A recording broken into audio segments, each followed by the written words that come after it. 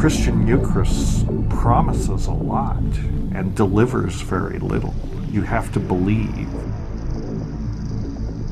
Faith is not necessary to experience what psychedelics have to teach. You don't have to believe. You can be as skeptical as you want.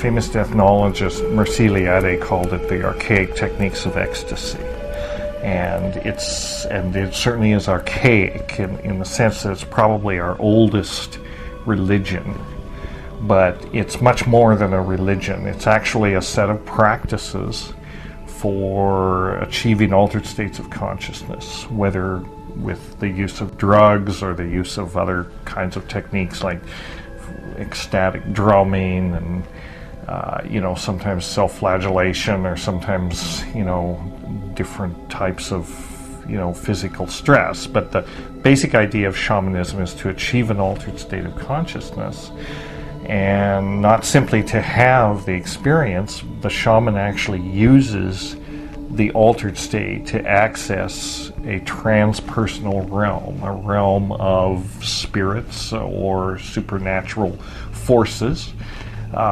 which can maybe allies of some kind, which he or she can manipulate, communicate with, obtain information from, to help the community or an individual.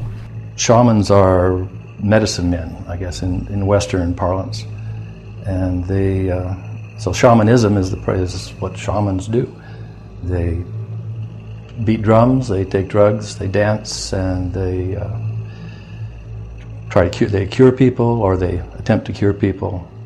They interpret dreams, they find lost objects.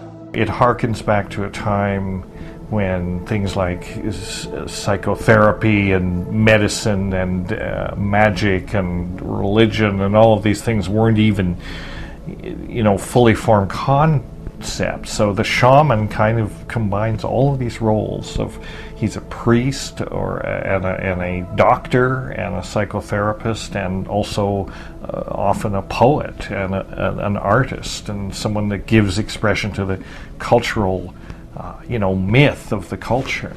So he's and I keep saying he, and that's, it should be clear there are shamanesses as well, or women shaman. It's not a gender-specific kind of thing. But the figure of the shaman is a important spiritual figure in these non-traditional societies, in these traditional societies, in these indigenous societies, respected and a little bit feared, because the shaman is the odd person. The shaman is the person who is in direct contact with the transpersonal and is kind of the interface for the culture and the rest of the people.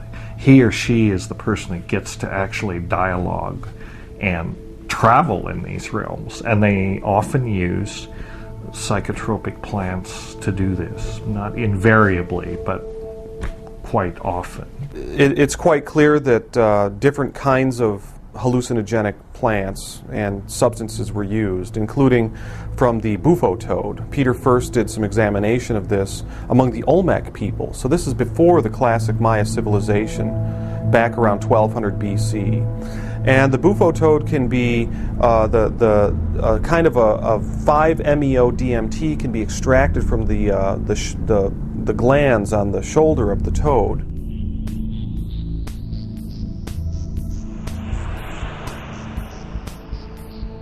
There's another compound out there called bufotenine, which was first discovered in frog skin, actually, and it's got some kind of psychoactivity. It's a little hard to really pin that down. But it's a naturally occurring, tryptamine as well, though. It's found in blood and brain and cerebrospinal fluid and urine, any body fluid in animals in which it's been looked for. So they were clearly using psilocybin mushrooms. They were clearly using the 5-MeO-DMT extracted from the bufo toad, and possibly a more close analog of DMT itself. I mean, there's some discussion around the difference between 5-MeO-DMT and regular DMT, but actually modern explorers with these substances have reported that there are qualitatively different experiences, but both can be pretty soul-shaking. So I think within this context, then, you had a whole array of other hallucinogenic plants being used, the morning glory. The Mazatec Indians today, when Gordon Wasson visited the Mazatec and Mixe regions of Oaxaca in the 1950s, it started this whole revolution in understanding the scope and the depth of the sacred plants that were being used. So you have Salvia divinorum, for example, is a plant that was used by the Mazatec Indians, and is still used today. That's also where the sacred mushroom cult, the psilocybin mushroom cult, was rediscovered, a place where the sacred mushroom cult apparently survived up until modern times. Part of the fear that society at large has of psychedelic drugs is that the only framework that we have to process these experiences through in Western culture is that of competitive drinking. Competitive drinking is sort of the standard that we use to measure what it's like to alter consciousness. And I think the shamanistic perspective or shamanistic worldview can give us a new perspective on how to process these experiences and show how valuable that they can be. The shamanic perspective essentially would say that drugs are not the ideal way to alter your consciousness, and you shouldn't alter your consciousness with any of these types of substances until you at least first master altering your consciousness through other means, such as the use of drums, dancing, paying attention to your dreams. There's all sorts of different ways of attaining altered states, through plants and drugs, through trance, meditation, hypnosis, drumming, starvation, fasting, exhaustive exercise, all kinds of things. And in terms of an entheogen, what I would define as an entheogen, I'm not fond of the term because it kind of requires that you have a belief in theos, which is God or divinity.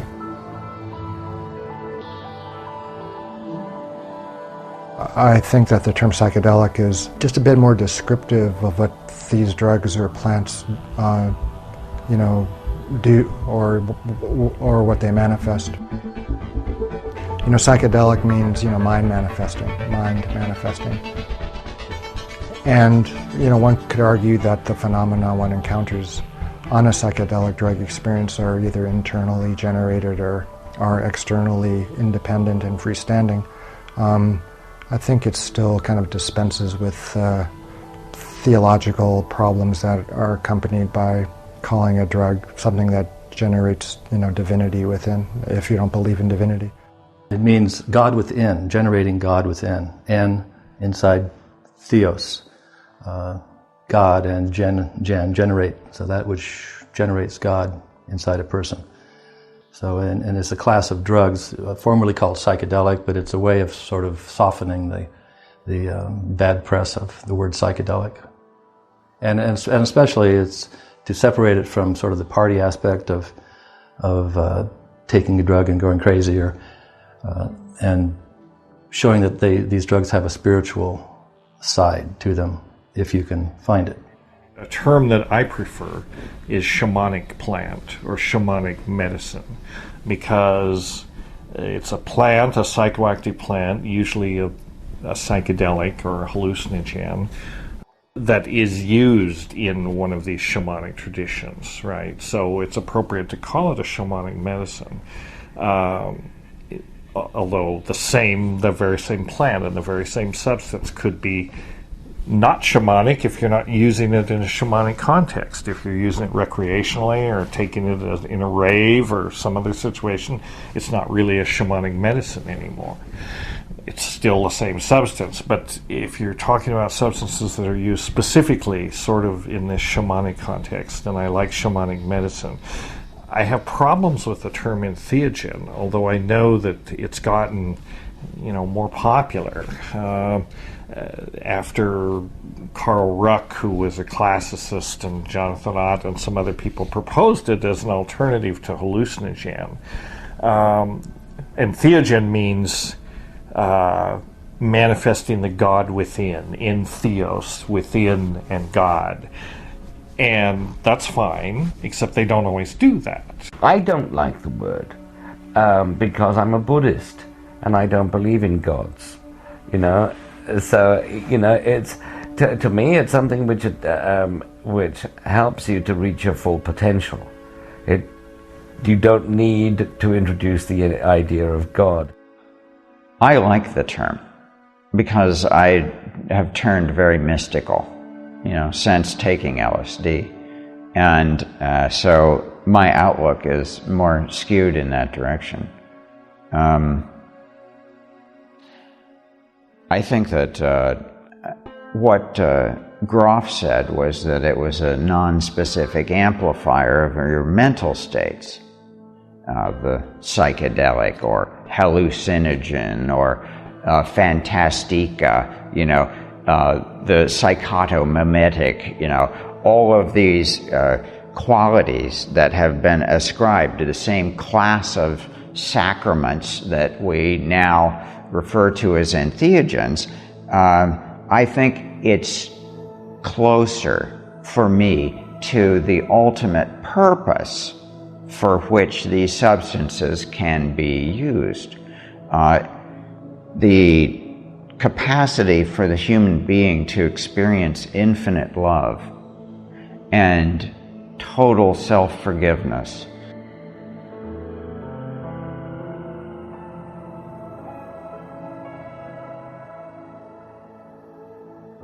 A sense of deep interconnectedness with the planet and with all people and with the cosmos, this plasticity of our identity and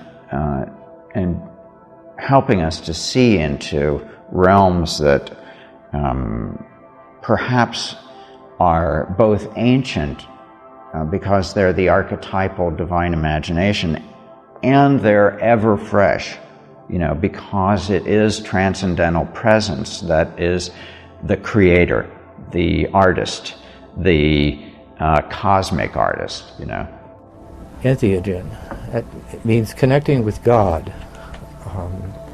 I've been searching for God all my life. I was a practicing Catholic for many, many years, and you would think that psychedelics, being mind manifesting, would show you the God you've been worshiping. The closest I ever got to God was that, hey Nick, you're God. You're an aspect of divinity that's looking out at this, a little spy for God, and so enjoy it. I said, well, that's a twist. I've been looking for a God outside me, and here I learned that I'm one of God's apostles in a way. What a surprise! So that's what I learned from psychedelics. That at least that's a hypothesis. So pay attention. That was the message. Pay attention, Nick. You're collecting data for God. Look with God's eyes upon the world. So the term hallucinogen is inaccurate. The term psychotomimetic is inaccurate. The term entheogen is, it all depends on circumstances. My personal preference is I like psychedelic because even though the term carries all this cultural baggage, and everything's psychedelic, that's kind of something left over from the 60s. But in the strict sense, psychedelic means mind manifesting. And I like the term because it leaves it open. I mean, these substances certainly manifest the mind in some aspect, and we don't have we don't have any argument with that. But how they manifest it, it depends on set and setting. And like these other terms, sort of are more specifically related to set and setting. And they also show how difficult it is to really linguistically kind of put this in a box, characterize what they do. Sometimes they're mystical, sometimes they're induce psychosis, sometimes they don't do much of anything at all, but they always manifest the mind in some way. So I like psychedelic if it could just be divorced from all the connotations that it's come to have in our culture.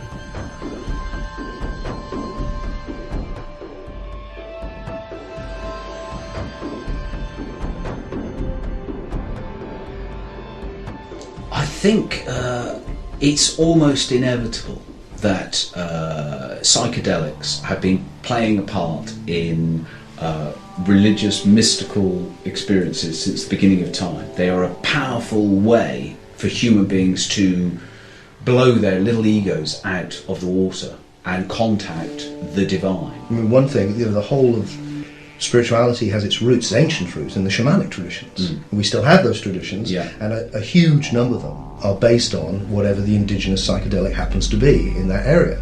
Because what could be more natural than you pick up a mushroom or something like that, you ingest it, and my God, you're having visions. You're seeing life in a new way. You're seeing through the appearances. You have a greater understanding, or at least the confines of your common sense understanding is exploded. And it's transformational. They elicit a whole spectrum of psychological effects. Probably the ones that people find most interesting as far as alterations of consciousness. They have profound perceptual effects, emotional effects, cognitive effects. They have effects on your sense of self and on your relationship to your body and to your will. So they kind of cut across the entire spectrum of human consciousness. It's rare that people rush to repeat it, over and over again regularly. It's not that you have a craving to take the drug. You have a curiosity about the experience, and you often have to overcome your reluctance to take the drug in order to have that. You see this with ayahuasca very strongly. If you drink lots of ayahuasca, you actually develop a physiological aversion syndrome. And this is well known where with other substances where it tastes so bad and you get sick and all that, and you actually, really don't want to consume it, but you do, and somehow you always get it down, and you're always glad you did, because you overcome the aversion and you learn so much from it, but it's definitely not addicting. Quite the opposite. I think it is possible for people to have an abusive relationship with a psychedelic drug, although compared to the other drugs of abuse, that's certainly a lot less common. For example, the kinds of relationships that most people have with heroin or alcohol or tobacco, those kinds of drugs. Psychedelics, as a rule anyway, tend to be taken sparingly, once a week, once a month, once a year, as opposed to daily. And in fact, in the case of most of the classical psychedelic drugs, like LSD, psilocybin, DMT, if you take them regularly, you quickly develop tolerance, and you stop responding, especially strongly after the second or third day that you take a psychedelic drug. That's not quite the case with DMT, but the debilitating effects of DMT, tend to limit its repetitive habitual use as well. No, there's no evidence that entheogens are addictive. I mean, ayahuasca or mushrooms or peyote are definitely, or iboga, are definitely not addictive substances. I mean, you can take them and not take them again for years. I mean, they can be a little bit psychologically addictive, like any experience. If somebody really loves it, they may want to go back and have the experience again and again. But generally, you really don't find abusive patterns with people who make use of these substances. Look in your own pharmacopoeia, you know, look at the drugs that you're taking and note their side effects. And how many people a year have died from inhaling marijuana? Goose egg.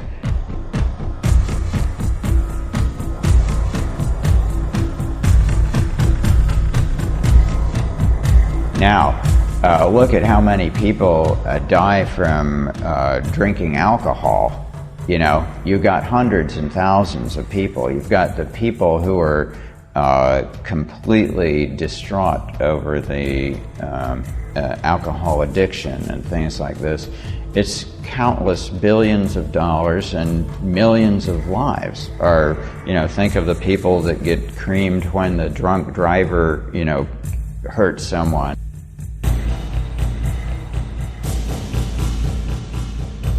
So there's so many repercussions that are much worse with alcohol, and yet it's legal. And so the idiocy of our current position on cannabis is really sad. But my prayer is that the grassroots movement will continue to show its obvious advantage to our culture by a kind of strict integration and taxing and,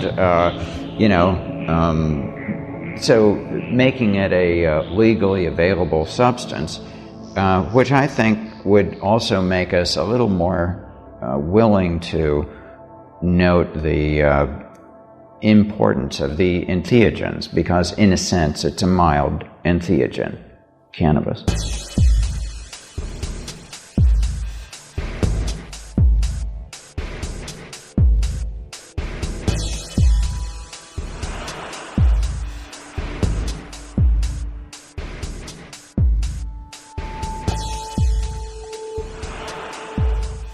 At the same time, we've conflated them with other substances like heroin and speed and cocaine, which are more addictive, more artificial, where we've taken, in the case of heroin and cocaine, we took naturally occurring plant substances, but then we did a chemical process to them to kind of amp up the active component and separate it. So I have a friend, Morgan, who's an herbalist, and he makes a distinction between, the whole plant medicine approach that indigenous people were mostly, using, and our kind of attitude of just isolating the agent that causes a certain reaction and then amplifying that effect so that it leads to addictive patterns. A culture is what it eats, and an individual's personality is often largely a reflection of their diet. There has not been a human culture that did not bear upon it the stamp of its relationship to certain plants which altered the individual and mass psyche.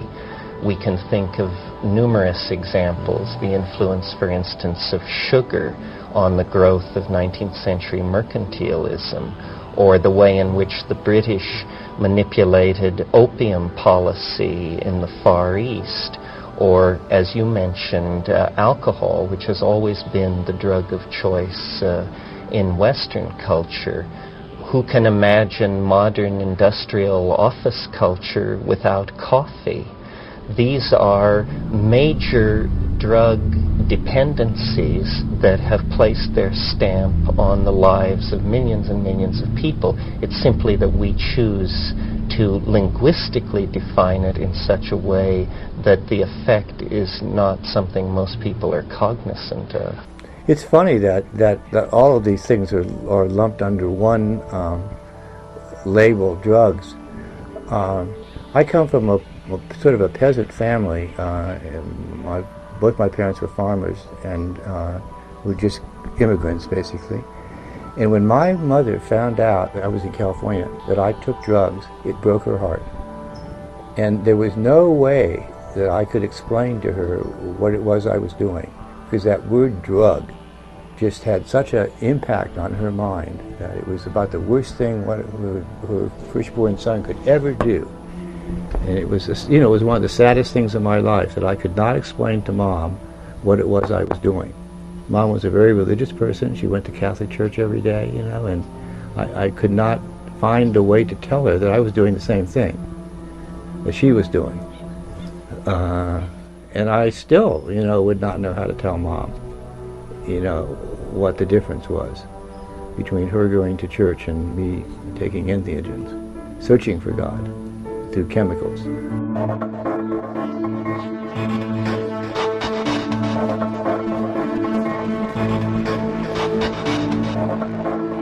There's no such thing as a bad drug, right? Because a drug is just a drug. It's a substance with certain properties. It has no moral qualities. The only thing that has moral qualities is human behavior. And there is lots of bad human behavior with respect to drugs. And there's lots of bad human behavior with respect to all kinds of things, and good human behavior too. I mean, again, this comes back to, the context. So the whole war on drugs idea and the idea, it has nothing to do with protecting people from toxic substances, If that were the purpose of the war on drugs, tobacco and alcohol, would be prohibited tomorrow. And yet, the structure of the law, not that prohibition would do any good, and I'm not advocating that, right? But if that were really the agenda for drug control, they would say, well, these are clearly the most harmful drugs. These are the ones that are killing the most people, so they should be strictly regulated. But in fact, the way the law is set up, the FDA is not even allowed to classify tobacco and alcohol as a drug.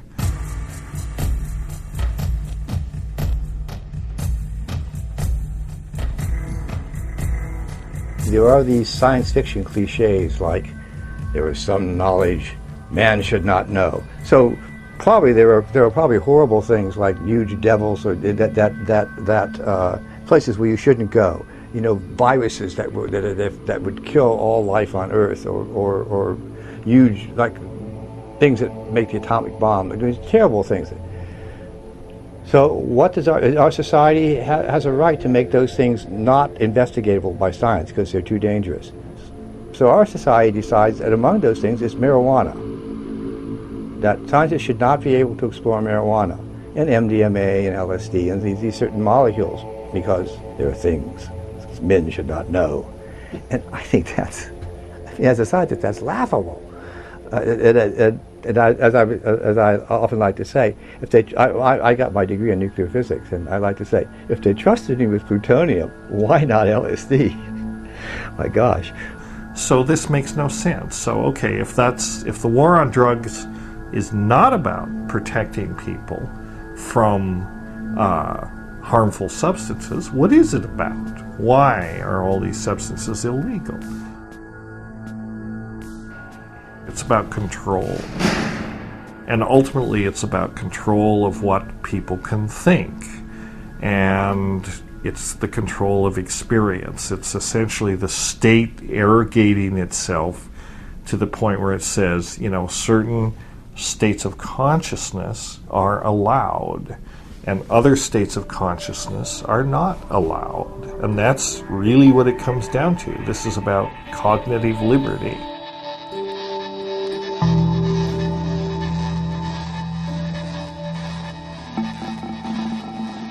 There are these, plants that have these molecules that humans may have used for thousands of years that produce visions and so on, and are often considered to be healing.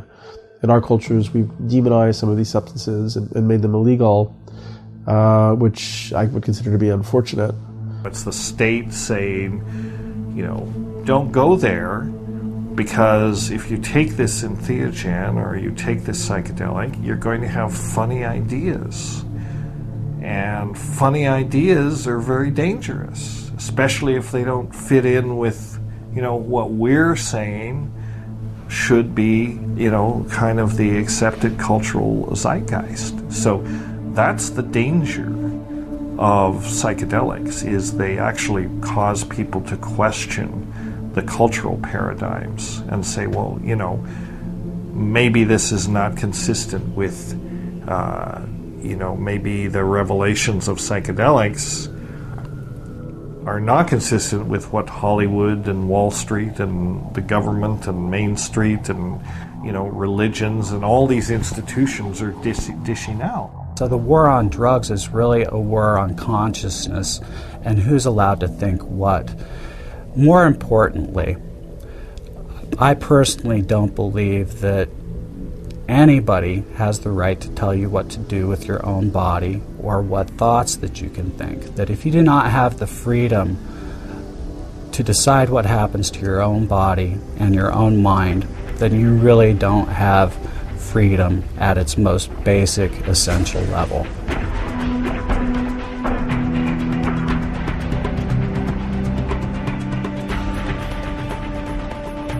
You know, I think it's really ridiculous that they won't allow terminal cancer patients to take whatever fucking drug they want. I mean, you can't argue it's going to be, if you're going to die anyway, why can't you take any drug you like? And the extension of that is, once you pass a certain age, I don't know quite what that age should be, you should be able to do anything you fucking want to your body without being prosecuted. So scientists and old people should have free access to any drugs they want. I think I qualify in both counts. So, but you know, our society is, I don't even think that's enlightened. I think that's common sense. An enlightened society would take a look at these drugs objectively and say which ones can help, promote, and do we want a society based on alcohol and cocaine, or do you want a society based on LSD, MDMA, ayahuasca? Which of the drugs we're going to promote? And our society's picked, for some reason, the absolute worst drugs to make as its standards.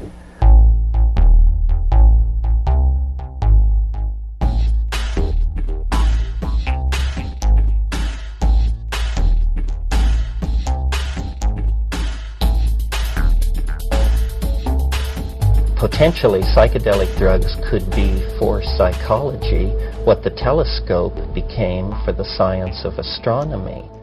In the right set and setting, with the right kind of psychotherapy support or religious support or whatever the context of the support is, and most importantly, what the person's intention is when they take it. If they're an addict or an alcoholic, they can take ayahuasca, they can take peyote, they can take these substances, and it will definitely help them to get over that. And in the case of something like ibogaine, it's even more specific. I mean, there's other things going on with ibogaine that might interrupt the addiction syndrome on the physical level. For many people, actually, who were alcoholics and things like that, many have been cured by their use of psychedelics. So in some ways, it's the opposite of addiction. Entheogens actually are almost the opposite of an addicting drug, in that sometimes a person will only take an entheogen once and have a very powerful experience and actually be freed from some other addictions or habits that he or she might have. And in fact, in some ibogaine research, an African drug called ibogaine, people are being taken off of heroin and alcohol with some good success where other methods have failed.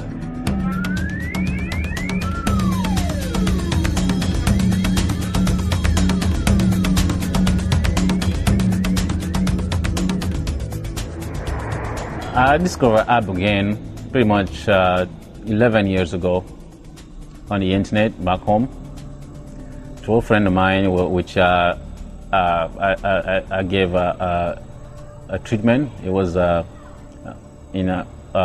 heroin. He was heroin addicted, so I treat him with the root, because I never use ibogaine for detox. No, I always use straight root. So when he went back to his country, that's how he learned about ibogaine, and he sent me an email. I'm like, whoa, oh, that's very interesting. So ibogaine is an extraction from iboga. So you take the root itself, you do the extraction, and it became the first like a total alkaloid. Ibogaine is very effective at treating certain kinds of addiction, opiates, methamphetamines, cocaine, and alcohol. Ibogaine has 5 different therapies that we basically became aware in their use. One is an initiatory aspect, which is the psychospiritual, where you get into the deepening dreaming aspects, but you have no active addiction in the body. The second is for physical healing, things like herpes, asthma, lung problems, blocked energies in the system, scar tissue. Then there's also a mental treatment for disabilities around depression, post-traumatic stress disorder, traumas, sexual abuse. Then there's a reset therapy that we do with alcohol, cocaine, and methamphetamine. We separate that because those substances need to be out of the body for 24 to 72 hours prior to treatment. And then there's opiate. And in opiate detox, we can begin 12 hours after last administering of an opiate, and within 45 minutes it will completely control any symptoms of withdrawals. I even do the healing for, let's say, for women who wanting to have kids, and let's say they try in hospital, and the doctor there say, you can't have kids anymore. But the woman is normal. It's like nothing is missing in the tummy. Why she can't have kids? I do the healing of that iboga.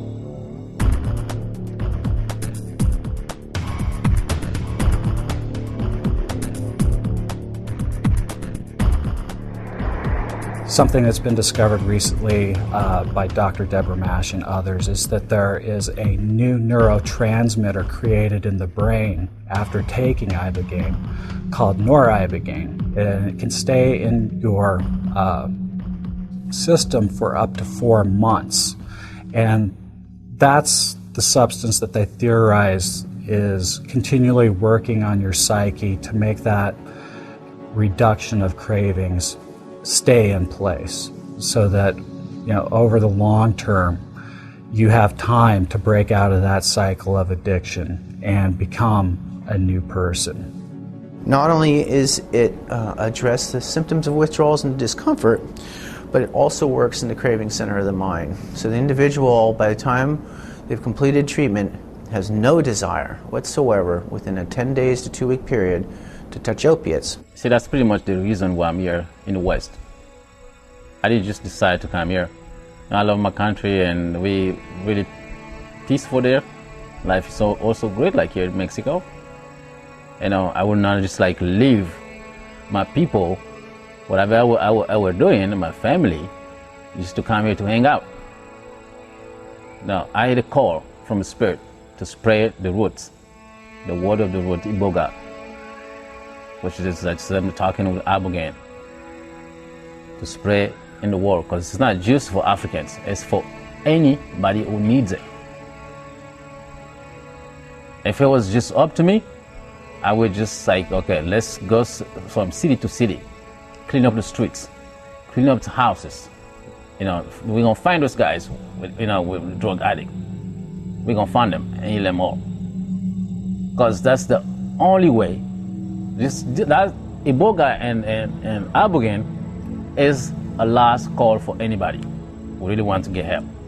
You don't have to spend thousands and thousands of dollars or spend months in a clinic rehab and go back tomorrow and using the drugs. No, it takes just a couple of days to get it, and I'm ready to do that, to help anybody who wants to take it. Just one decision. That's it. That's all it takes. But the thing is, I've also known many people who take a lot of psychedelics, and they're heroin addicts, they're alcoholics. It hasn't helped them a bit. So, honesty behooves me to say that. This is not a miracle cure for addiction.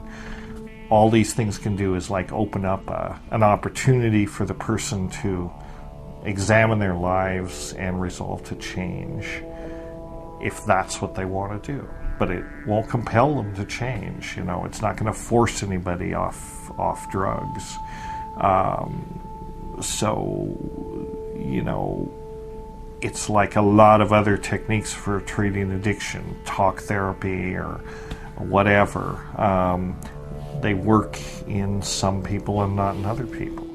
Since it's illegal in the United States, the only options that an addict has is to go out of the country or to do it illegally in the United States. And there are some people in the United States who are treating addicts illegally. You know, they're breaking the law by healing these people. However, most people go to other countries to take Ibogaine. I personally, I went to Mexico around the Puerto Vallarta area with an organization called awakeninginthedream.com. And that was a great experience for me. And the people there were super nice, and it was in a setting that I think was beneficial to the Ibogaine experience. In other words, it wasn't in a clinic, it was in a house, and I was with people who were very experienced at doing this, and I felt completely safe. But there are several clinics in Mexico doing this. Some of them are just right across the border in Tijuana. And there's lots of clinics around the world that will take your money and give you Ibogaine. They've never taken Ibogaine.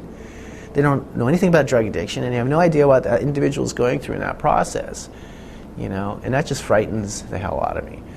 I mean, in comparison to what the model in the United States, this is not a return visit, a revolving door therapy house. We're hoping you can come here once, get rid of that addiction, and when you come back again to do more work with the Ibogaine, if it benefited you, you know, without an addiction in the body, because then you can go to the next level, and then you work to the next level. And this could be a real supportive, you know, this isn't like going to meetings every day and believing that you're never going to be anything less than what you are. This confirms that you are no longer in the body energetically. There is no physical addiction existing in the system.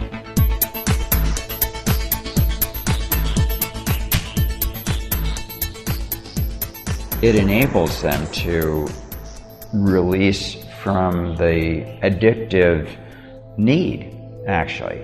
They found themselves after their trips without the desire for junk. And they were all shocked, you know, like, oh my God, this is because they were like waiting for the other shoe to drop, but then they actually felt like, wow, I am not hooked, you know. So there was something immediately engaging about it. On the other hand, it was also very psychologically challenging to begin with. And, you know, it took one into a very deep inner world. Maybe you were going to face some of the shadows that has been part of your addictive process. This really sort of crosses over into the shamanic use of these things. I mean, the shaman is a person who learns through discipline to navigate in these realms. And this is the realm of, you know, he learns to pass through both ways, through the doors that the dead pass daily. I think that high doses of psychedelics or something like DMT is very close, probably. I mean, I've never had a near-death experience. I hope never to have one until I'm actually dying, you know. But people who have had them say that they're very similar to high doses of DMT. And there's even reason to think that the DMT, which our own bodies make, may be involved in the near-death experience, that, you know, in the state of stress on the mind and body that is produced when you're dying, it's not inconceivable that your brain releases a massive flood of DMT and you have this experience. But all this still is mostly within the realm of speculation. We still don't really know enough about the normal concentrations of DMT in the body and what situations increase it and in what sorts of conditions the levels are decreased.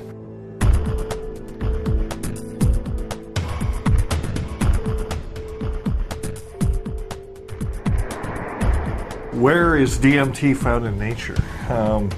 Well, a better question would be where is it not found in nature?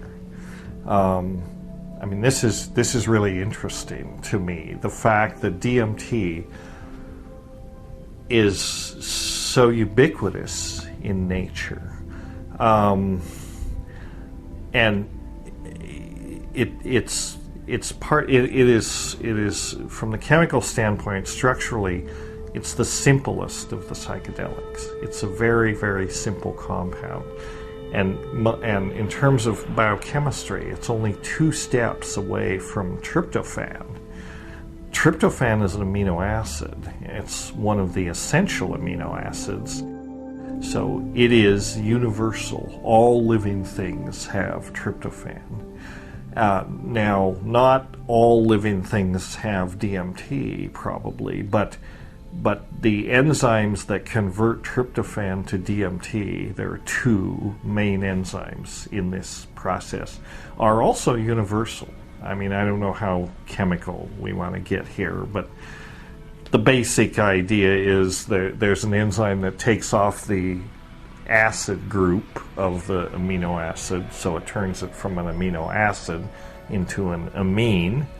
And then there's another enzyme that puts methyl groups onto the amines. So you get tryptophan, and then you get tryptamine, and then you get dimethyltryptamine, which is what DMT is. And this goes on, I think, very commonly. Well, these enzymes are certainly common. I mean, they're common in all cells practically. Do all organisms contain DMT? I think it's possible that all organisms might contain traces of DMT. There are many plants that contain DMT. We know of at least a couple hundred, and that's only because we've looked. You know, there are probably thousands of plants. In fact, my suspicion is that because tryptophan is so easily converted to DMT, I think if you went out with a sufficiently sensitive instrument, mass spectrometer or whatever, and just started sampling plants at random and shoving those through your gas chromatograph or whatever you're using, you would find traces of DMT in every plant. And you would also find it, we know it's very widespread in animals too. So we know it's in amphibians, we know it's in mammals, including us.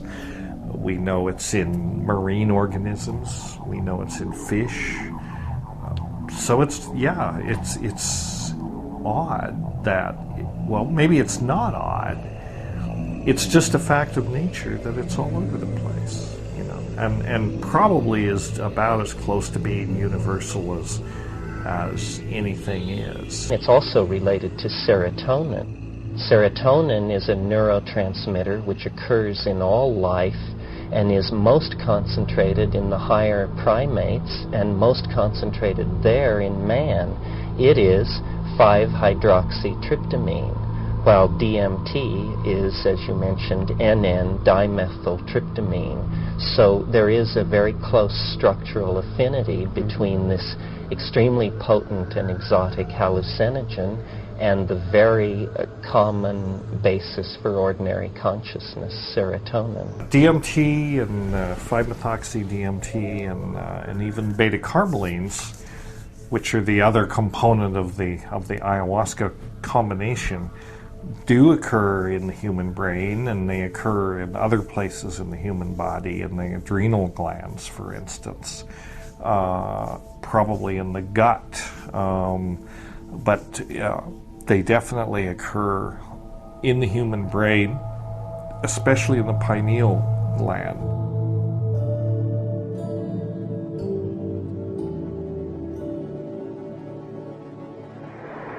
There are other forms of DMT other than the smokable kind. In fact, those other forms are the more traditionally used forms of DMT, such as ayahuasca.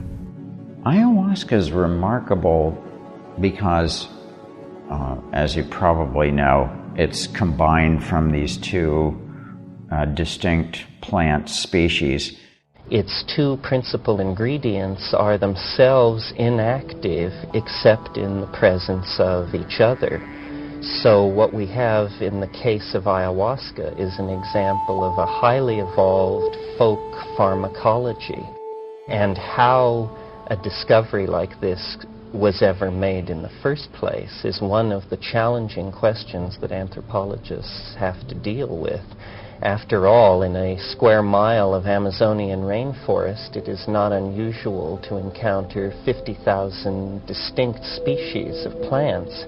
How then did these so-called primitive or pre-literate people make the connection between the combining of the bark of one with the leaves of another, boiled and put through a number of procedures to produce an intense visionary hallucinogen? This is an extremely interesting and, to this day, unanswered question. It tastes horrible, by the way. It tastes, my version of what it tastes like is maybe 4-day-old espresso that someone had put out a cigarette in with a dash of lemon. And so you gag it down, and then after a while your mind starts to have a plasticity and an openness, and it remains that way for about 4 or 5 hours, which is can be quite beautiful. If you've seen any of the tapestries of the Inner Mind Cathedral in the DMT state, that extends it for hours. So it's kind of a shame not to take ayahuasca if you're going to do DMT, because geez, you can extend the journey to several hours. Well, DMT is a tryptamine, so is LSD. LSD is a laboratory invention. It's a chemical modification of an ergot alkaloid. But in terms of their pharmacology, they're quite similar. They both impact certain kinds of serotonin receptors in the brain, through which most people propose that these drugs have their effects. I would say the main difference is that DMT is quite short-acting and LSD is quite long-acting. But in terms of on the spectrum of effects, they're quite comparable in terms of the perceptual and emotional and the cognitive responses to consuming the drug or the compound. Also, DMT is a compound that is found in all kinds of animals and plants, and LSD isn't a natural product. It isn't found in the animal kingdom or the plant kingdom. In ayahuasca, the effects of DMT begin a lot slower, probably within a half hour, maybe an hour, and they peak in around 2 to 3 hours, and they're usually resolved between around 6 hours or so. So even though it's a slower effect, the quality of the response is the same. LSD was always a bit of a commitment, because that you've got at least 8 hours that you're committed to this altered state. And so you have to arrange your life wisely to support that. And this is just a little more manageable, I think, in some ways. It's also very clean and very clear. And you don't feel any body load afterward. You feel uplifted. You feel like vitalized. You feel like you need less sleep, And you feel that you've addressed yourself on a deep level. A lot of deep issues came up for me. I've had experiences with ayahuasca and ibogaine. They've been very profound and important experiences in my life, and they've helped me, I feel, to grow on many levels. I've written about them extensively in my books, Breaking Open the Head, and 2012, The Return of Quetzalcoatl. I feel like they gave me insights into my personal psychology, visions about better paths to take. They kind of acted as kind of antidepressants that lifted my spirits up and made me see these other layers or possibilities of reality. So they've been very important experiences for me.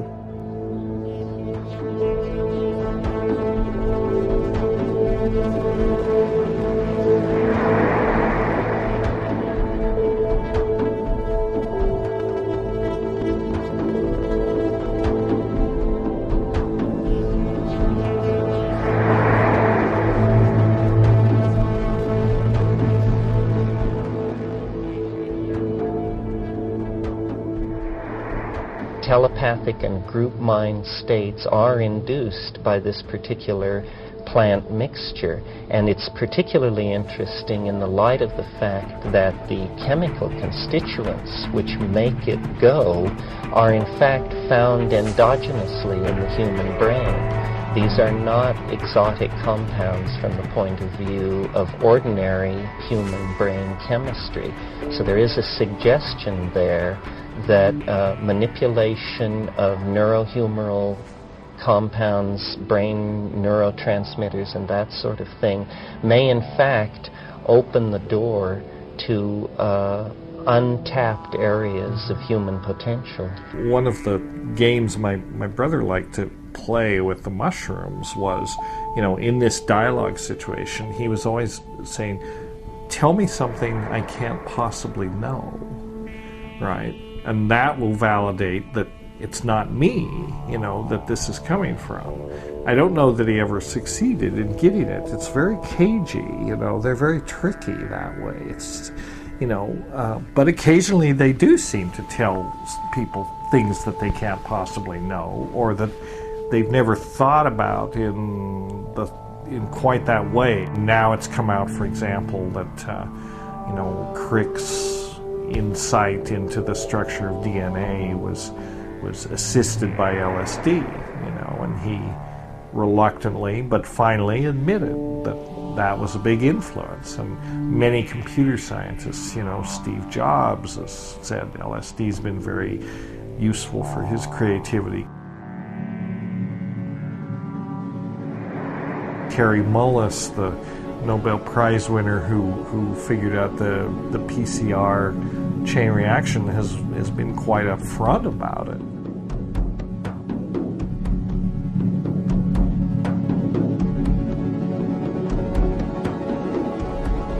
LSD gave him the ability to get down with the molecules and see what's happening. In some sense, there is a communication. In some sense, the question isn't even valid, because where do the boundaries between the self and the world exist? We're not really separate. I mean, we're part of this information field. And, this notion that consciousness, I do think that consciousness it's like a property of the continuum. It's like the old physicist concept of the ether or something. It kind of permeates everything, and it's not really localized in the human brain or necessarily even generated by the human brain. Why does the brain require DMT for normal function if this is indeed true? Yeah, and it's hard to say. I think that perhaps one of the functions of ordinary levels of DMT is kind of like a, kind of reality thermostat. If you have a certain kind of narrow window of levels of DMT in the brain, it maintains this ordinary level of, perceptual, consensus reality that most of us live in. Kind of like the endomatrix in a way, as opposed to like an externally applied, psychological or, consciousness kind of matrix like in the movie. This is one that's internally generated. But it may be that the brain is a place where it becomes focused and concentrated. The brain may be as much a receiver of the signal as it is a generator of the signal. Nobody can really say, but that model in some ways appeals more to me than the notion that it's all coming from the brain. The brain is more like a node, and there's this sort of field of consciousness that permeates everything, and to a certain degree, everything is conscious. I think of the shaman as entering into this net of being in the higher worlds, in the heaven worlds, and that's why I've personified the net of being, this painting behind us, as this continuum of heads interlocking infinitely in all directions, because that points to being as a continuum, as a network, in a sense, to an infinite realm. And this is a part of the deep fabric of our being, I think, because We sense ourselves as souls related to many. There is this everyday world, but you can be in a place where there is no you and still perceive the world. That scared me. Losing my ego was the scariest thing I ever, and I still don't like it. A profound state which may be reached by use of these entheogens, psychedelics, hallucinogens, whatever you're going to call them, which is known as ego loss or ego death. Unfortunately, subsequent to the coinage of this term, ego has come to be used in a completely other sense. It has been used in the sense of pride, and that is not what ego death is about. I mean, ego death would mean you lose your sense of I for good, and that's not what happens. They mean a temporary suspension of the ego when ego death is spoken of. Ego death means the death of you as a concept, whereas we walk around thinking of ourselves as things.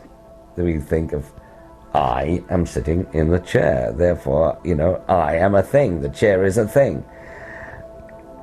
When we reach the realm of ego death, or ego dissolution, or whatever you're going to call it, there is no longer any perceived boundary between oneself and the chair.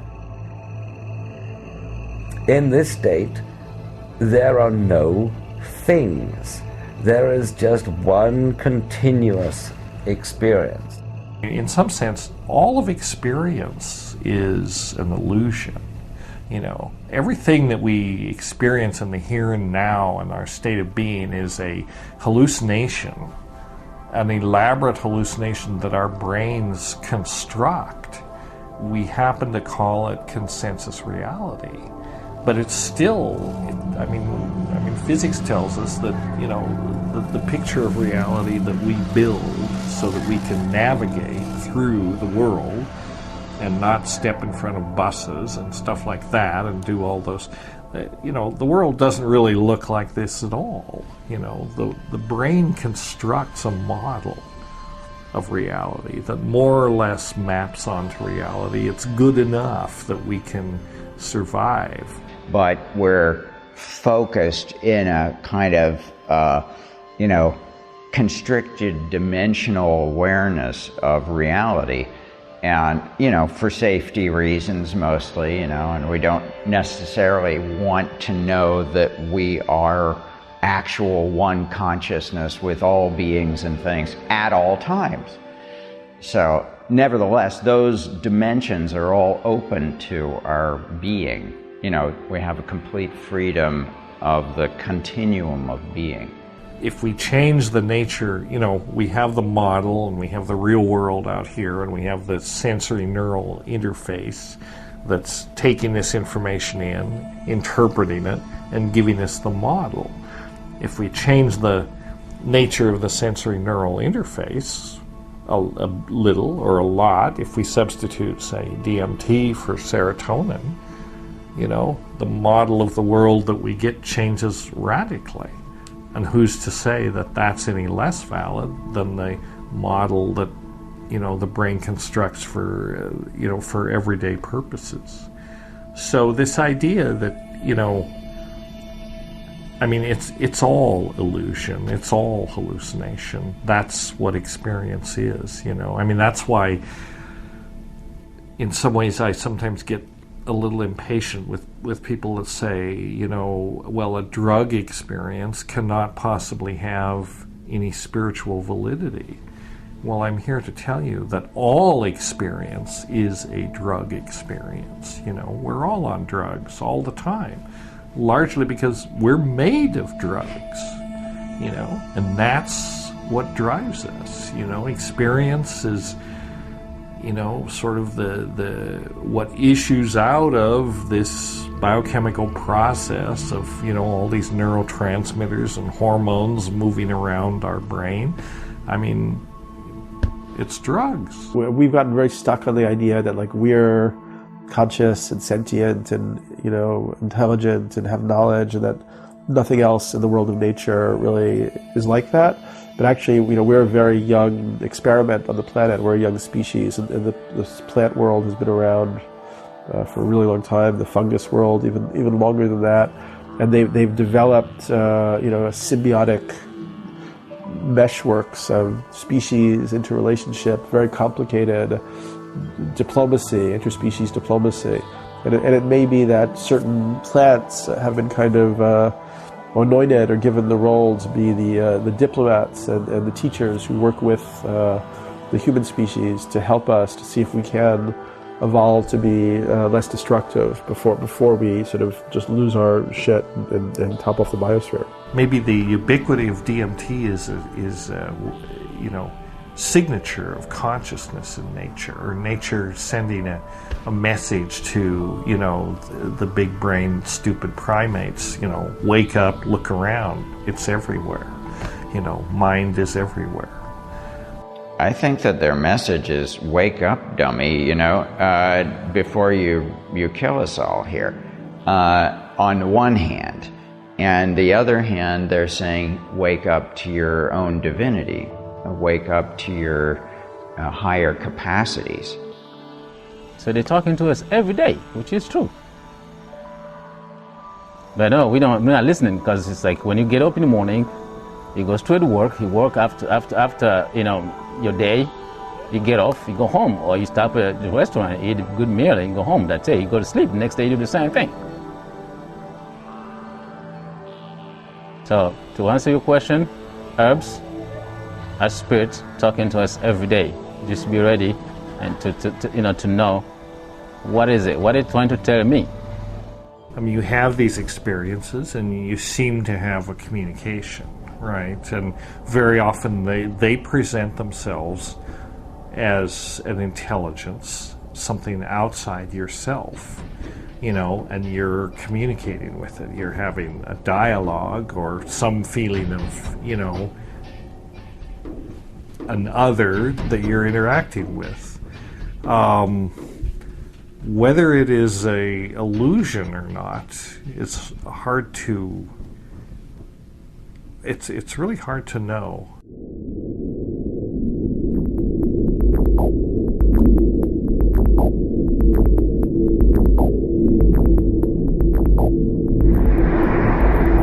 Psychedelics sort of make people aware of realms that are less material, you know, that the real sort of, the really rewarding experiences are not necessarily what Wall Street or Madison Avenue or Hollywood wants to deliver to you. I mean, those experiences, and they're synthetic experiences just as much as a drug experience is a synthetic experience, but they're usually tied with some consumerist, you know, agenda.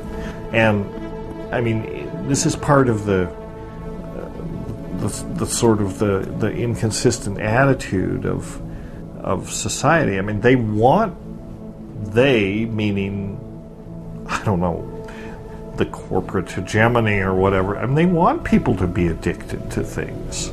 They want people to consume things, and not necessarily to drugs, but drugs will do. I mean, they want people to drink and smoke and all these things, you know, and they want people to be addicted to their cars and computers and TV and all that. So, you know, a lot of what it's about is kind of keeping people entertained and focused on these sort of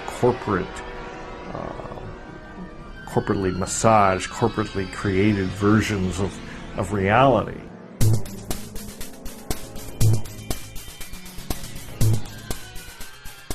The business of culture, any culture, is to perpetuate its cultural models. And if the hallucinogenic plants have not been integrated into the cultural model, then they are definitely seen as dangerous forces for an unpredictable sort of social change. Now, if the hallucinogenic plants have been integrated into the cultural model, this is not then a problem, and this is the case with shamanism. Shamanism is the culturally sanctified institution of inner exploration via psychoactive plants. Where psychoactive plants are not present, shamanic institutions tend to become vitiated, to rely on ritual or ordeals or other methods of eliciting these ecstatic states. Well, the contemporary artist, therefore, has felt a great kinship with the shaman, because the archetype of the contemporary artist is that they stand askance from or ajar from conventional culture. And therefore, these are the creative artists, we hope.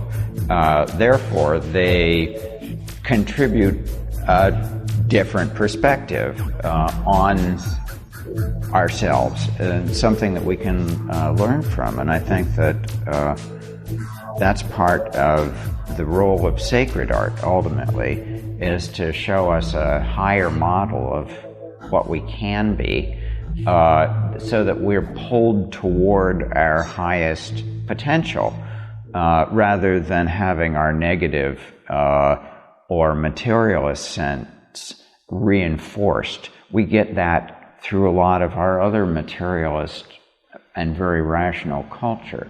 Entheogens are inherently threatening to the culture. I mean, that's, I think, one reason that they're brutally suppressed, both when capitalist cultures or dominant cultures come on indigenous cultures.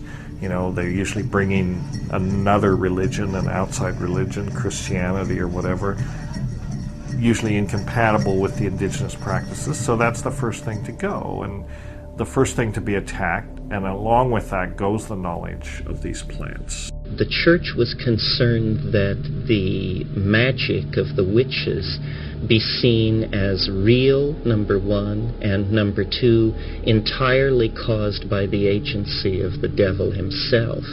And so the church downplayed the operational role that plants had in inducing these states, because, after all, if the devil cannot lead you astray without the use of plants, why, what kind of devil is it?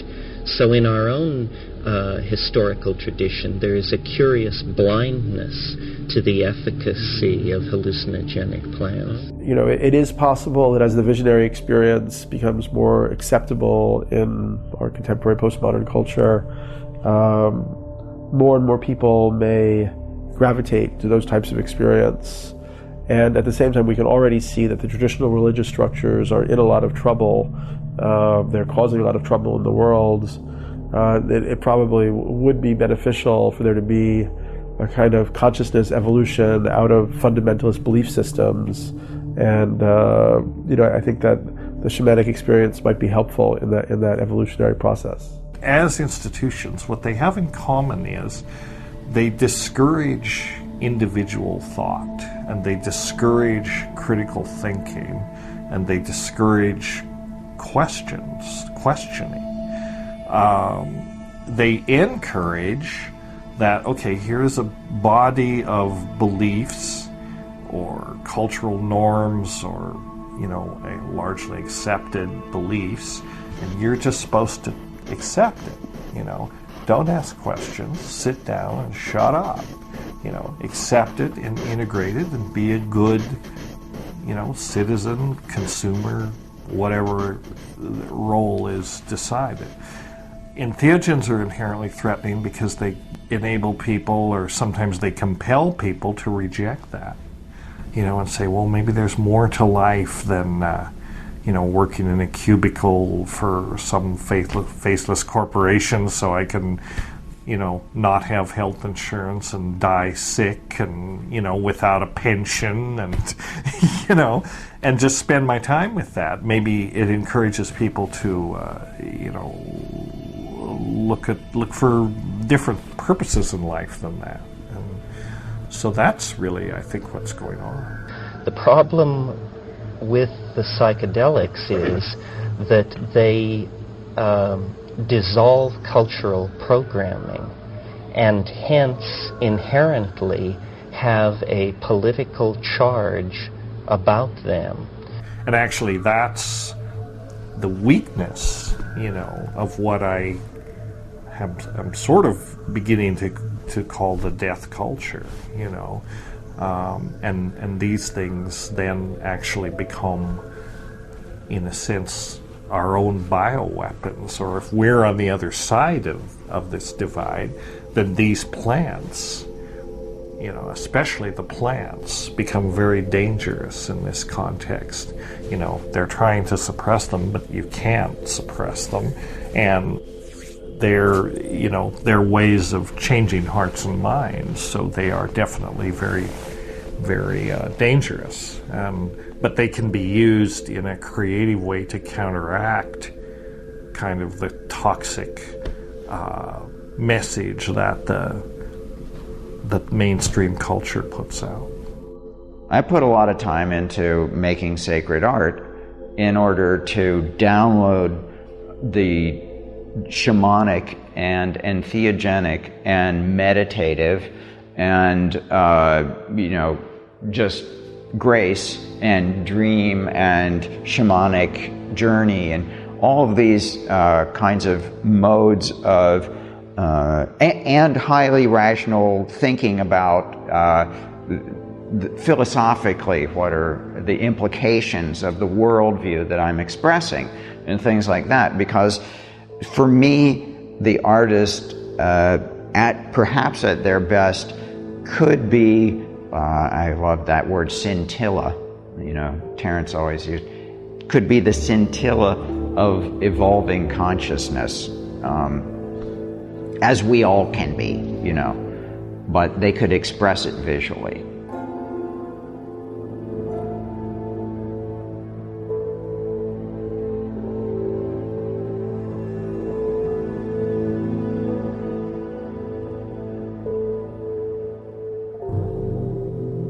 And in fact, there are images that appear to be of the fly-agaric mushroom in some early Christian art. The fresco at Plain Coral is one example of this.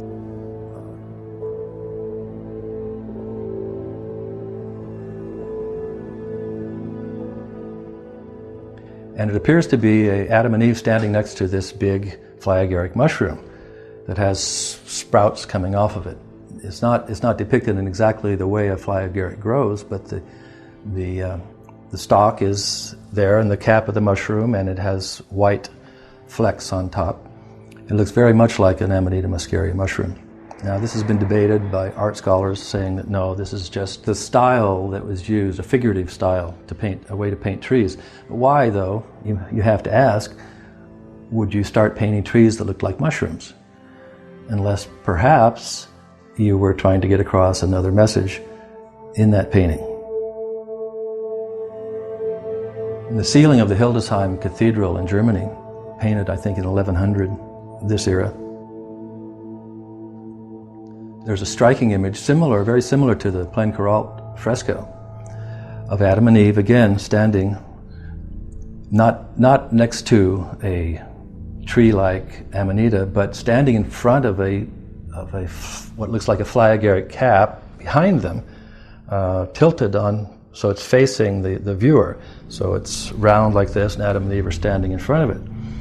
Not only is it perfectly round like an Amanita cap, not only does it have white spot, these are actually silver spots spread out over like the veil remnants, white veil remnants on an Amanita cap, but these are actually metallic hemispheres, silver metallic hemispheres that are attached to the painting. So they're actually raised bumps, just like you'll find on the cap of a mushroom. The veil remnants are are white flecks that can even be removed. So this was, in my opinion, this was an intentional clue by the artist to show people what was really being shown here, what the fruit of the Garden of Eden really was, according to the artist, and according to Allegro and Wasson as well, that the fruit of the Garden of Eden was in fact the flyagaric mushroom. It's just such a damn attractive mushroom, I have to say. It distinguishes itself by its beauty. I can't think of a more beautiful mushroom, really. At the same time, I can think of one that takes you a lot higher in terms of its psychedelic potency and entheogenic potential. I've never had much of a holy experience on an Amanita. It was slightly more of a deliriant and a body wank than something that would elevate you to the heavenly spheres, It's the iconic mushroom, in a sense. I mean, it's the archetypal mushroom that goes way, way back to at least the Paleolithic. We know that Siberian shamanism is where the whole thing is thought to have originated, and that was a lot of that constellated around Amanita. And, the classic shamanic motifs of the ascending the world tree and having the axis mundi that links the celestial and the earthly and the underground realms. And in Siberian shamanism, this is often depicted as a mushroom. I've encountered the Amanita muscaria mushroom and its symbolism actually in the material around the Finnish Kalevala, the national epic of Finland. It was collected together as an oral tradition in the 19th century and was called the Kalevala. And it's the ancient legends of Finland. And there's an artifact or an idea or a concept in the Kalevala called the Sampo. And the Sampo is kind of this magic mill that's capable of producing anything you wish. And it's really a cosmological metaphor for the starry sky centered on the pole star. And the stars are called the ciphered cover, so it's envisioned as this huge sort of umbrella-like thing that spins slowly with the central axis coming down. So it's also a huge image of the Amanita muscaria mushroom as a cosmological metaphor.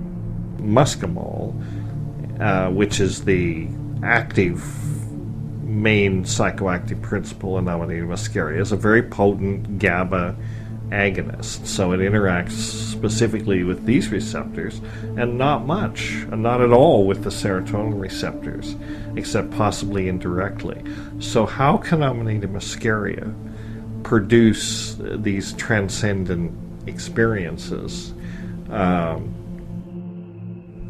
And there are several possible answers. Maybe they don't. I personally am not familiar enough with Amanita muscaria to say that they do.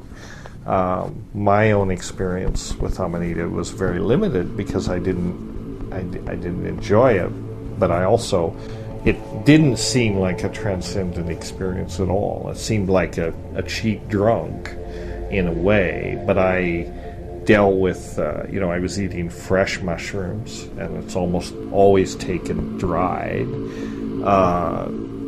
I think there's a great deal of chemical variation in the mushrooms, both geographically. There's geographic variation. The mushrooms in the Himalayas and in Siberia may not be the same as the ones in Colorado, just from a chemical angle.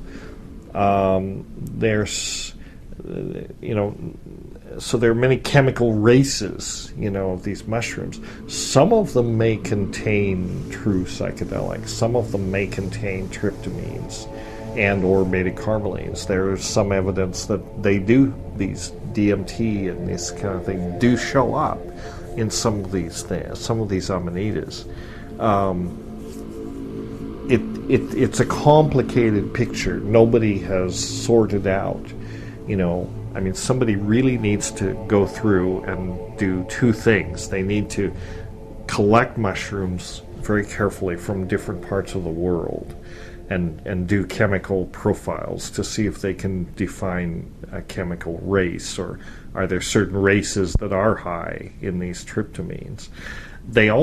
Someone also needs to look at the way that they're prepared, because I think I've talked with people, and you have too probably, who insist that they are really very psychedelic, but you have to dry them a certain way, and they have to be dried over a fire, they have to be, and the fresh mushrooms don't get it, The flyagaric mushroom, unlike, say, psilocybe species, the psilocybin mushroom, where you can pretty much rely on, you can go by weight. If you take the mushroom, a certain amount will give you pretty much a certain experience, level of experience.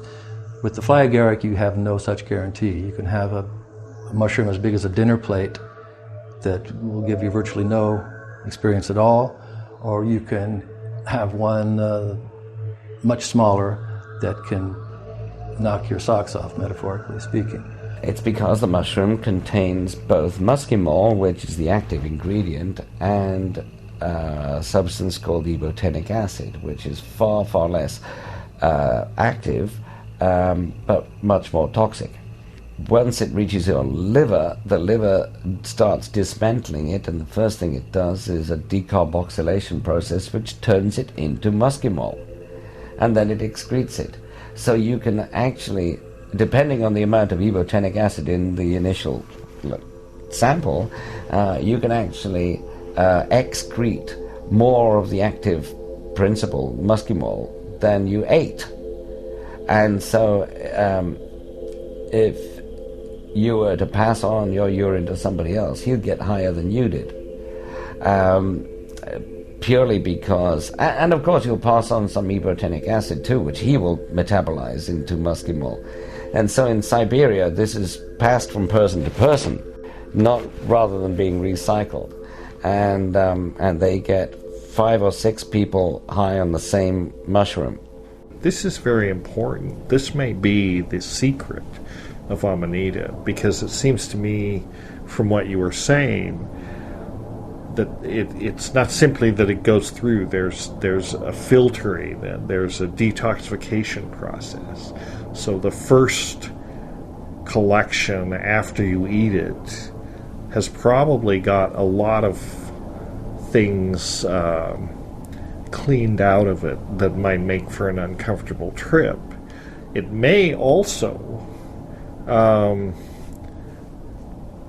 this is pure speculation, but it's possible that some of the downstream effects of taking these GABA agonists, which is what the Amanita, it might induce the production of endogenous tryptamines, DMT plus beta-carbolenes, so that the person who ate that urine or drank that urine after this process might be getting a lot of things that is not in the mushrooms, but it's actually secondary metabolites that are produced by the eating of the mushrooms. So you get the mushrooms, you eat the mushrooms, and you get all these feedback loops happening, and you get possibly things excreted in the urine, possibly these tryptamines and beta-carbolenes. I don't know that this is possible, but it's completely reasonable to speculate. There is actually a Tibetan text which is a retelling of the Hindu myth of how Amrita was first made by churning the ocean. But in the Tibetan version, the bodhisattva who's supposed to be looking after the Amrita doesn't look after it very well, and this demon comes along and steals it. And he doesn't just drink it all, he drinks it and replaces it with his own urine. And then the Buddhas decide that the bodhisattva Vajrapani, who was looking after it, should drink the urine. And he does. And he becomes dark blue, surrounded by flames and ornamented with snakes.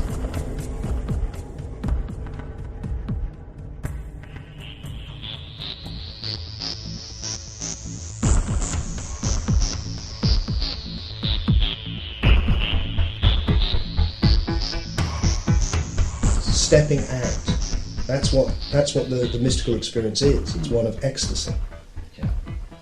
And whilst it's difficult to look at specifically at least the Gnostic and pagan initiations and go, oh, this was what was used, and we don't have that. We can guess, we don't. What we do know is that an initiation, well, first of all, the word, certainly in the Greek word that gets used, doesn't mean, like our word, the start of something. It comes from telos, and it means kind of a glimpse of the end of something. So what's happening to you in an initiation is that you're getting an experience of where you're going. So and then you come back and then you make the journey back to that place and you're finding it in yourself. Now, one of the things that psychedelics does is it gives you a glimpse of something which has been kind of given to you from the outside in. You've needed to ingest this thing and something's happened to your consciousness. It's a very powerful way of doing that. So the idea that you could have an initiation, a glimpse of the end, through something which is taken into you, through psychedelics, or also through the influence of a teacher or a ritual, or maybe all of it, and then you're on the journey to find that in yourself, because it's already in you. That's what I think is going on one way or another. It may be the case that there were mystery traditions that made use of psychedelics, and so we've lost track in our official history of what that use was and what went on. We don't know what they were doing in Egypt. We don't know what the Jews were doing in Sinai. So there's a lot of kind of alternative archaeology and anthropology, which sort of tries to work through these possibilities. And it may be that early Christianity had aspects of a mushroom cult, that may have appeared in these artworks, which definitely are, some of them really are very suggestive of mushrooms.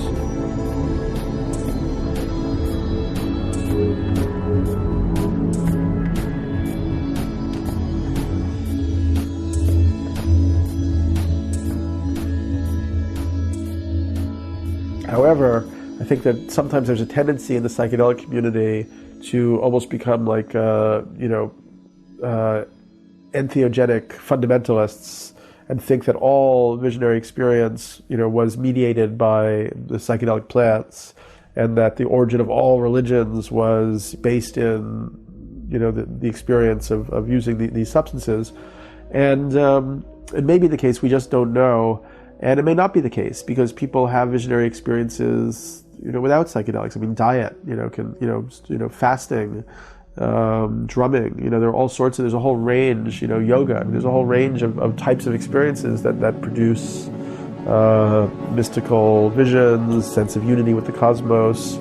So I'm a little resistant to a strain that I often encounter in the psychedelic underground of kind of fundamentalism around these experiences, that they were the origin of all genuine religion or whatever. So, but they probably played more of a part than the official story gives credit to. When religions come in contact with a real mystery, with a really numinous thing, they don't like that, because numinous things are inherently dangerous and threatening, and a lot of religion has to do with controlling people, and there needs to be a distance between God or the numinous archetype, whatever that is, and the people, and that's usually the priestly hierarchy and the infrastructure around that, and the sort of infrastructure that filters the message. One of the things that stood out in my research in Christianity was the use of the Eucharist. That is, going back to the Last Supper and Jesus' purported words at the time when he dipped the bread and said, "This is my body. Eat it and have life in you. Unless you eat this, you will not have life in you. This is my blood," and he handed the cup of supposed wine and said, this is my blood, and unless you drink this blood, you will not have life in you. Unless you eat my body and drink my blood, you will not have life in you. And this is stressed over and over, especially in John, the book of John, in the New Testament. So what could this mean? What is this all mere symbol? Why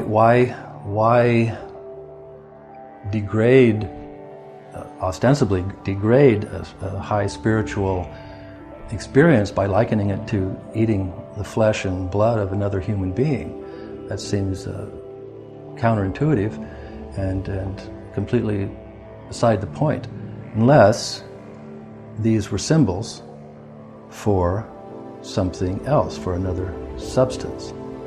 The Christian Eucharist promises a lot and delivers very little in terms of, in other words, you have to believe to get much out of the Christian Eucharist. And if you believe, then you may get, you won't get a psychedelic experience, but you will get something, an affirmation of faith or a feeling that you're, in communication with the Creator. Frankly, to be honest, I don't believe.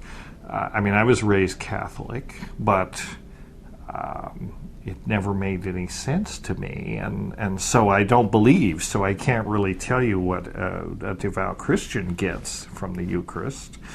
What's different about psychedelics is they do deliver something. They deliver an experience if they're taken in the right set and setting. And I think one of the main things that sets them aside from, or that distinguishes them from the Eucharist, is you don't have to believe. In fact, I tell people faith is not necessary, to experience what psychedelics have to teach. In fact, that's an impediment. Get rid of your faith. Approach it like a scientist, You don't have to believe. You can be as skeptical as you want. You can take the substance in, you can experience it, and you can make your own judgments what it's about.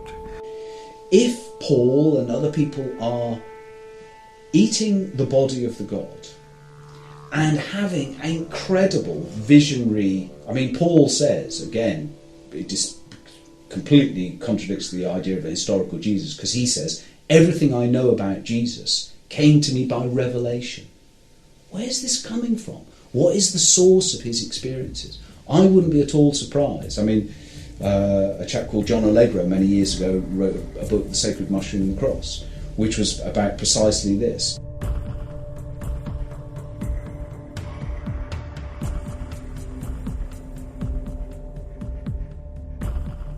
He believes that the cultic meal of sharing the book was people getting together and eating some psychoactive substance together and having revelations of the Holy Spirit, what have you. So I'm open to any investigations and whatever evidence comes up. I think it's, through personal experience myself, one of the most powerful ways to, Aldous Huxley himself, where in is it Heaven and Hell? Doors of Perception. Doors of Perception. When he looks at the bamboo chair, I think it is, and he says, I suddenly, and this is a man who spent his entire life writing about the religious traditions of the world, the mystical traditions of the world, but he never actually had an experience. And here he was on mescaline, I believe, looking at this chair suffused with light, and he says, here all these words that people had used before, like grace and all these suddenly I was having that experience.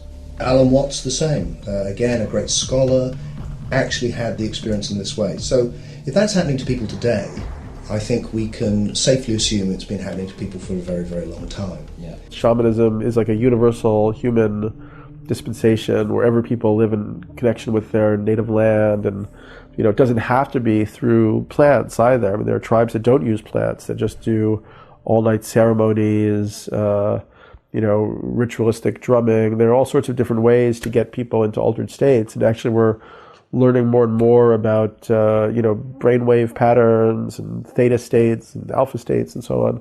So I think that as Andrew Weil talks about, the desire, the sort of almost the necessity for people to change their consciousness and experience other states of consciousness seems to be very basic to our human nature. And if people aren't given constructive and creative outlets for those types of experience, they'll choose destructive and negative ones, just because it's just almost natural that we would want to have different types of consciousness experience. Anybody's experience, their subjective personal experience of the mystical, has to be considered valid in some respect. They may have a different terministic screen, a set of words that they use to describe these mystical experiences, and maybe sometimes we don't always agree with those because of the baggage that's associated with them. But we still have to be open to the truth from those experiences before we completely just throw the baby out with the bathwater. A mystical experience by any means whatsoever, you know. And if you can do Sufi dancing and attain a state of mystic bliss by finding your center and being a vortex, like a gyroscope of being, you know. I think there are numerous ways that people sort of align themselves with this mystic reality. But I happen to think that entheogens and psychedelics are a powerful way that could more safely be integrated into, you know, the sort of initiatory experiences that people call into their lives and stuff. And I think that the usefulness of the substances may eventually, as if humanity can evolve itself and mature itself, there may be an application, you know, in the future for these substances.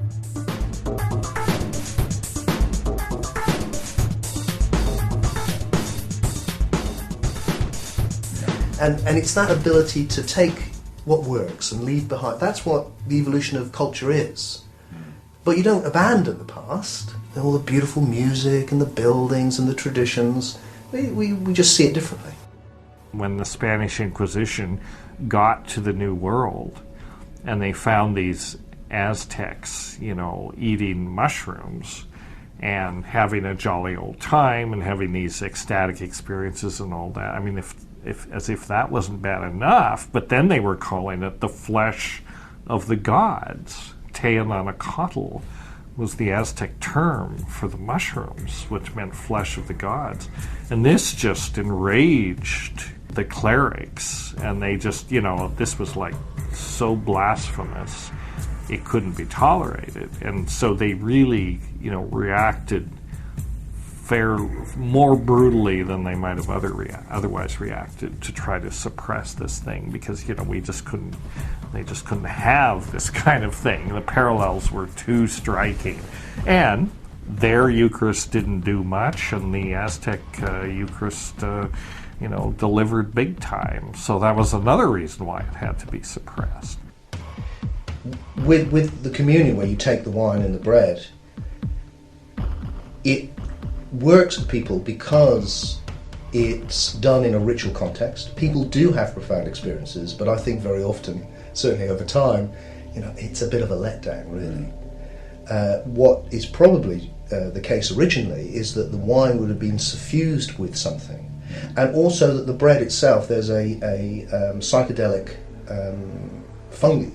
Well, that's where LSD is synthesized from ergot of rye. Yeah. And they believe that at certain points, when the bread was infected, and the medieval St. Vitus dance, for example, yeah, if the fungus has attacked the crop before it's turned into bread, the bread itself becomes psychedelic. And there were many eruptions in the Middle Ages, in particularly damp summers, when the ergot would flourish, when people would go kind of crazy. If Jesus, say, were a shaman or a hierophant, which in the Greek term is what he was, a revealer of the mysteries, and he had a mystery, he said, I have a mystery, and he reveals his mystery to whom he chooses. Well, so he acted like a shaman, and perhaps even a higher stage higher than a shaman, because shamans aren't necessarily spiritual, in my understanding, and often aren't. But Jesus Jesus' mission was intensely spiritual, and he wanted to take people to heaven. Because he said, where I go, you will go also. The things I do, you will do also, and greater things even than I do. So, the fact that you could take this mushroom, this flesh and blood-like mushroom, and ascend to a heaven of light and love and bliss makes a very literal connection for me to Christianity and to the secret message that I think Jesus was handing out, not to the mass, not to the masses, but to the inner circle. And this is the problem with the ancient pagan mysteries in general. They were mysteries. Everybody who participated was sworn to secrecy. And what's incredible, the mysteries of Eleusis were celebrated for 1,000 years in the Greek world. Many people, Roman emperors, Cicero, Seneca, all the greats, were initiates. None of them broke their oath and told us what happened. But we know that initiates drank a drink before they began on the sacred way to Eleusis, which was a painful purgatorial process. They were beaten by people with rods. It was meant to be a visceral, physical experience, and I feel that it was certainly heightened by fasting. So whatever, if they did take anything, then we know that would have been intensified, because it always is when you fast beforehand. Archaeologists have found opium pipes at Eleusis, so we've got enough hints to know. And the ancients were master pharmacopists. They knew all of the intoxicating, and as Tim says, it came out of the shamanic tradition. In the heart of the Greek mysteries, the cradle of Western civilization, there was the Eleusinian mystery cult, and you had the enactment of I guess Demeter and Persephone and all this going into the underworld, and then at the height of this maybe 6-day ceremony or something, they took a psychedelic, which they called the kykeon. There is an illustration. It's used on Robert Graves's Greek myths, which is one Maenad, who were the female followers of Dionysus, holding up a mushroom. Yeah. So there are numerous hints that this was going on. I wouldn't be at all surprised if it's... I'd go further. I'd say I'd be surprised if it wasn't true. Yeah. What we can't say, and the reason that Peter and I haven't pushed it in our research, is because if you're coming out and saying that Jesus doesn't exist, it's such a confronting thing for most people that we've tried to keep to everything we can absolutely meticulously back up. But here is another possibility which others have looked into much more deeply than we have, and yet really, it would be such a surprise to see such a powerfully transformative process going on that didn't draw on this in some way, because they didn't have the same taboos which we've now got around changing consciousness. Yeah. And now you can look at Socrates' whole allegory of the cave and things like that, and you can, where people were just being in their cave and noticing the shadows and thinking that was the world, and then somebody turned around and they went outside and they saw the sun, and it's like, oh my God. He came back and wanted to tell all of his friends about it, and they absolutely wouldn't look toward the light, no matter what he did. They just wanted to stay entranced in their shadow worlds. We are in this cave, we are watching shadows on the wall and mistaking them for reality, whilst the true source of light is from the mouth of the cave. And Plato even says, what would happen if a wise person came from the sunlight into the cave and said to people, look, you're just looking at shadows, this is not the real world? And then he says they would probably kill him. So they say basically that's what happens with the mystic, and they've seen the light in a sense, and they're trying to tell their brothers and sisters, about the reality of their own sort of higher dimensions. The way to understand religion is you've gone from a powerfully transformative event where you would take these psychoactives in a ritual context, probably alongside some sort of ritual death, and your state of consciousness utterly transformed. Yeah. To a little bit of white wafer and some tiny sip of wine in a context where you're going to go back and sing. Well, I think Victorian it must hymns. always be the function of organised religion to neuter, to emasculate the mystical experience. Because what you don't want is people having their own access to the divine. So if people are taking a divine and then having their own personal act, they don't need you. What the whole point of organised religion is to mediate the divine. They are the intermediaries between you and God. That's the way organised religion works. So it must always, and I think it happened in Hinduism with Soma. We were looking at the fly agaric mushroom, at which Gordon Wasson believed was the Soma. But at any rate, whatever Soma is, and I don't believe it's the Muskimo, I really don't. I believe it's more like psilocybin, or Steve Hager has even said it's cannabis. You know, if you read about it, it's like obviously cannabis. So at any rate, it was some kind of psychedelic, and it was a way for them to basically make contact with the divine. The ninth mandala of the Rig Veda is entirely devoted to singing the praises of Soma, and yet we do not know what Soma is or was. R. Gordon Wasson spent a considerable portion of his life researching this problem and reached the conclusion that Soma was Amanita muscaria, a mushroom that is symbiotic to pine and birch trees throughout much of the North Temperate Zone. However, scholars have cast doubt on his identification of Soma. It's quite possible that there were several different psychoactive plants used in sacramental forms in ancient India.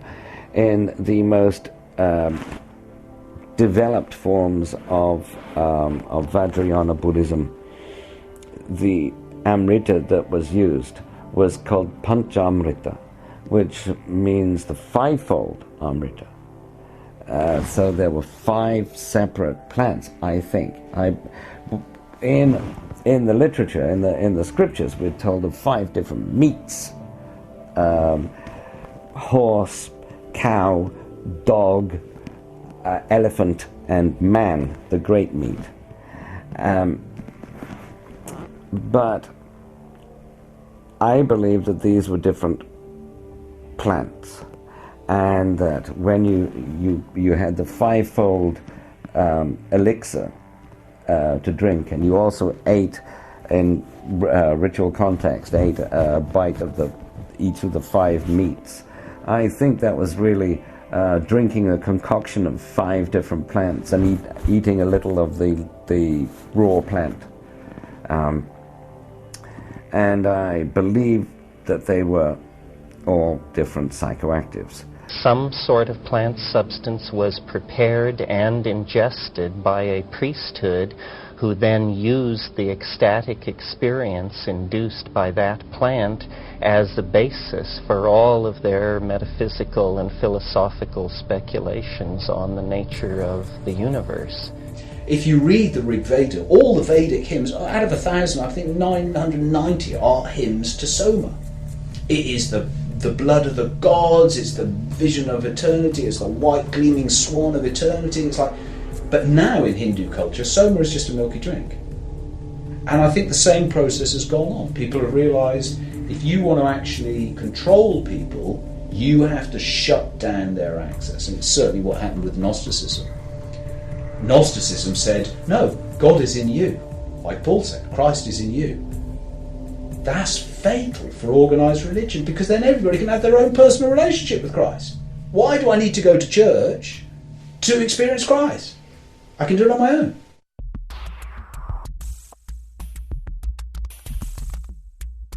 psychedelic experience is as central to understanding your humanness as having sex, or having a child, or having responsibilities, or having hopes and dreams. And yet it is illegal. We are somehow told we are infantilized. We're told, you can wander around within the sanctioned playpen of ordinary consciousness, and we have some intoxicants over here if you want to mess yourself up. We've got some scotch here and some tobacco and red meat and some sugar and a little TV. But these boundary-dissolving hallucinogens that give you a sense of unity with your fellow man and nature are somehow forbidden. This is an outrage. It's a sign of cultural immaturity, and the fact that we tolerate it is a sign that we are living in a society as oppressed as any society in the past.